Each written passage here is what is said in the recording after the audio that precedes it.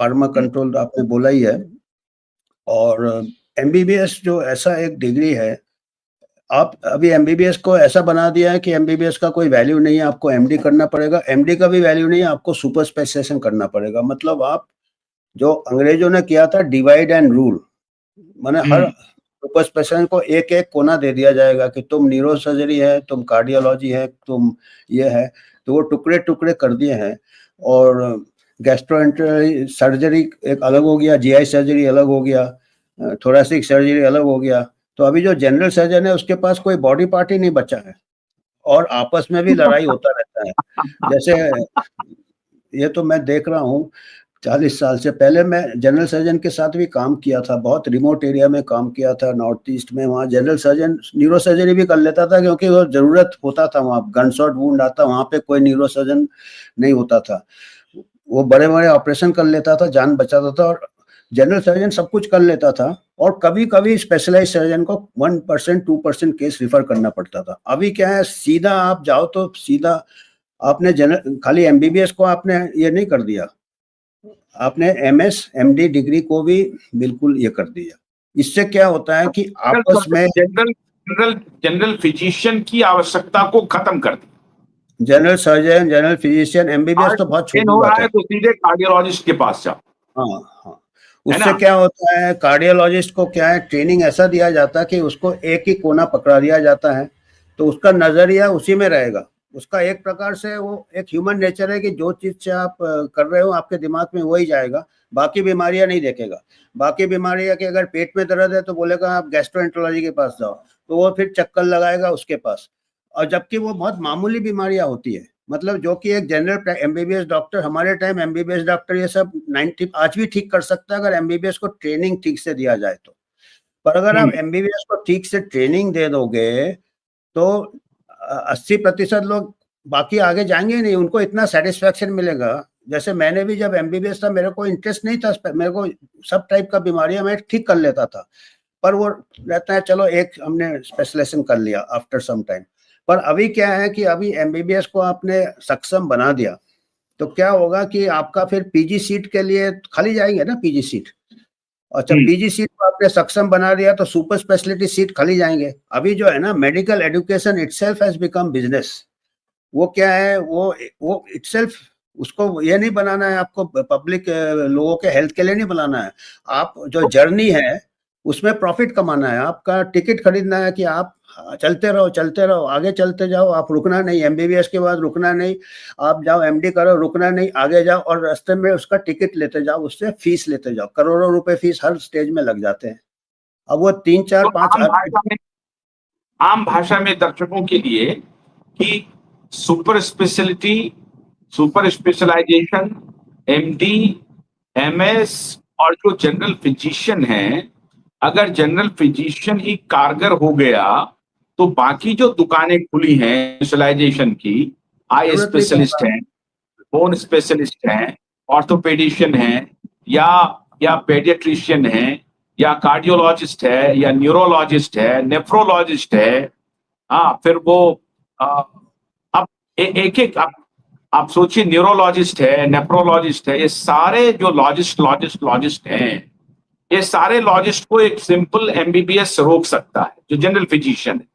90% cases रोक सकता है, 10% ही वहां तक जाना चाहिए अगर अच्छा हो। अच्छा, एक और चीज है, डिग्री जरूरत नहीं है आपको कॉम्पिटेंस के लिए, प्रैक्टिकल एक्सपीरियंस जरूरत है। प्रैक्टिकल एक्सपीरियंस एमबीबीएस को भी मिल जाएगा अगर सब टाइप के केसेस देखेगा तो। उसको देखना ही नहीं है, उसको कॉन्फिडेंस ही नहीं दिया जाता है, उसको ट्रेनिंग ही नहीं दिया जाता है।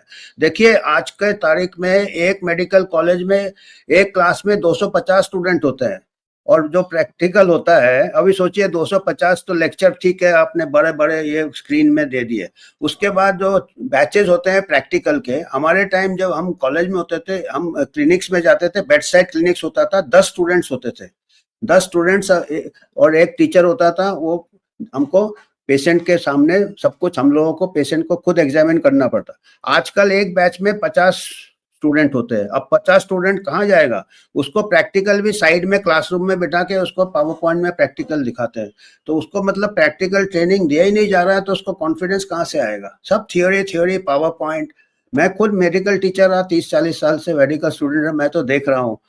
तो और अभी देखिएगा महामारी के टाइम कॉलेज ही बंद कर दिया 2 साल। मतलब उनका जो ये महामारी वाला बैच निकलेगा वो तो डरेंगे कि 2 साल कॉलेज बंद कर दिया, संक्रामक बीमारी ऐसे हो गया। अभी देखिए अगर लड़ाई लग जाता है, वॉर लग जाता है, तो मिलिट्री ट्रेनिंग सेंटर बंद कर दोगे क्या? एनडीए बंद कर दोगे? ये तो वही बात हुआ कि आप कह रहे हैं हम वॉरियर है, कोरोना वॉरियर है, और 2 साल आपने ट्रेनिंग सेंटर वॉरियर का बंद करके रखा है। तो आप इतने मतलब डरे रहेंगे ना बच्चे इतना। और एक तो अभी जो 50% से ज्यादा आजकल प्राइवेट मेडिकल कॉलेज है, अभी जो है आपके जो स्टूडेंट्स अभी 50% से ज्यादा प्राइवेट मेडिकल कॉलेज है, और जो सुपर स्पेशलिटी करते हैं, स्पेशली प्राइवेट मेडिकल कॉलेज से जो स्टूडेंट्स आते हैं बहुत रिच फैमिली के आते हैं। करोड़ों रुपए कौन ये दे सकता? अगर मेरे पास करोड़ों रुपए होता तो मैं एमबीबीएस भी नहीं करता, करोड़ों रुपए बैठ के आराम करता मैं। तो अभी उसको इतने अभी तो डॉक्टर का करोड़ों से लाइफ, मल्टीप्लाई करने के लिए जा रहे हैं ना, तो अभी तो क्या है मल्टीप्लाई। कि अभी मेरे को याद है, मैं जब प्रोफेसर था, एक स्टूडेंट को हमको कम्युनिटी मेडिसिन पब्लिक हेल्थ में हमको फील्ड में ले जाना पड़ता, रूरल एरिया में ले जाना पड़ता। तो बस मिलता था हमको, कॉलेज का बस, अच्छा खासा बस मिलता था, बस में स्टूडेंट्स को हम ले जाते थे। तो हमारे जो लेक्चरर थी बोले कि रास्ते में एक कोई स्टूडेंट थी, उसने बस रोक दिया, बोली मैं जिंदगी में कभी बस में नहीं बैठी हूँ, मैं बस में नहीं जा सकती हूँ, बस रोको, मेरे को उतरना है, मैं कैब में जाऊंगी, अपना कैब करके जाऊंगी। तो ऐसे स्टूडेंट्स अभी कहाँ जाके रूरल एरिया में सब करें। अगले दिन मैंने उस स्टूडेंट को बोला, मैंने बोला देखिए आप ये ड्रॉप आउट कर दीजिए, अगर डॉक्टर बनना है तो आपको इंटीरियर जाना पड़ेगा, रिमोट एरिया में जाएगा, आपको रिपीट करना है, नहीं तो आप यहाँ से भाग जाइए। मैंने उसको तो ऐसे, अगर उनको मैं ब्लेम नहीं करता हूँ, इतने प्रोटेक्टेड रहते हैं वो कि। और यहाँ पे कोविड के दौरान मेरे को पेरेंट्स के आते थे कि आपने उनका ड्यूटी रूरल एरिया में लगा दिया, हमारा रूरल हेल्थ सेंटर है, आप इनको प्रोटेक्ट नहीं कर रहे, अगर उनको बीमारी हो गया तो कौन जिम्मेदार होगा? मैंने बोला मैं जिम्मेदार होऊंगा, मैं जिम्मेदार, कोई बीमारी नहीं होगा।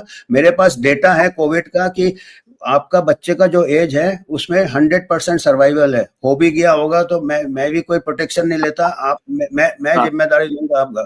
तो अभी आप ऐसा, अगर आप ये सब गेट्स और डब्ल्यूएचओ का है कि ऐसा डरा दो कि डॉक्टर्स को इतना कमजोर बना दो कि जो डायरेक्शन ऊपर से आए वो आंख बंद करके प्रिस्क्राइब कर दे, ये फार्मा है, ये टीका है, पहली बात तो डॉक्टर साहब ये है कि जो जनरल फिजिशियन है उसको ही आप इतना ट्रेन कर दिए होते कि वो कार्डियोलॉजिस्ट भी बन सकता था, वो पेडियाट्रिशियन भी बन सकता था, वो नेफ्रोलॉजिस्ट, न्यूरोलॉजिस्ट, वो ऑर्थोपेडिशियन, वो सब हो सकता है अगर उसको ट्रेन किया।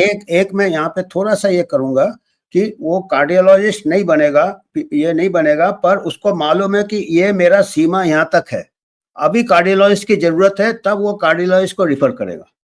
मतलब वो भी सीख जाता है कि ये केस मैं हैंडल कर सकता हूँ, और अगर उसको ये करोगे तो और ये केस के लिए कार्डियोलॉजिस्ट को और कार्डियोलॉजी का लाइफ सेविंग ट्रीटमेंट दे सकता है, क्या लाइफ सेविंग ड्रग्स उसको मालूम है, और इसको इमीडिएटली कार्डियोलॉजिस्ट के पास भेजना है। तो कई अननेसेसरी, ये एक्चुअली यूके का एनएचएस का ये सिस्टम है, नेशनल हेल्थ सर्विस में हर कोई जनरल प्रैक्टिस के पास जाता है, और अभी आपने देखा होगा कि वहां पे उसको सबोटाज कर रहे हैं, एनएचएस को क्या कर रहे हैं, 20 साल से उनके मेंबर ऑफ पार्लियामेंट लोग और उनके जो पॉलिसी मेकर्स है, दे आर उनके फंडिंग कम करके एनएचएस को भी गिरा रहे हैं, so that private equity hospitals UK में भी आ जाए।